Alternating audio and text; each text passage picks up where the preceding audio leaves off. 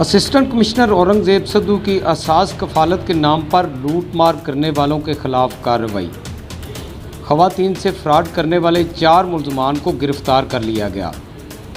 गिरफ्तार मुलजमान से सैकड़ों असल शनाख्ती कार्ड और सिम्स भी बरामद कर ली गई हैं।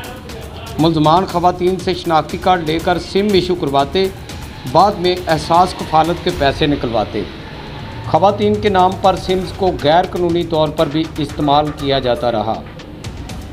वाज़ेह रहे कि इससे पहले भी चंद रोज़ कबल असिस्टेंट कमिश्नर औरंगजेब सद्दू ने हमारी खबरों पर एक्शन लेकर एहसास कफालत डिस्ट्रीब्यूशन सेंटर में छापा मारकर वहां खवातीन से फ्रॉड करने वाले एक शख्स को गिरफ्तार कर लिया था।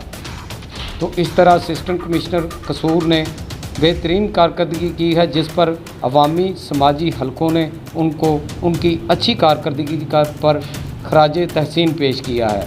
मज़ीद देखते रहिए वॉइस ऑफ पाकिस्तान।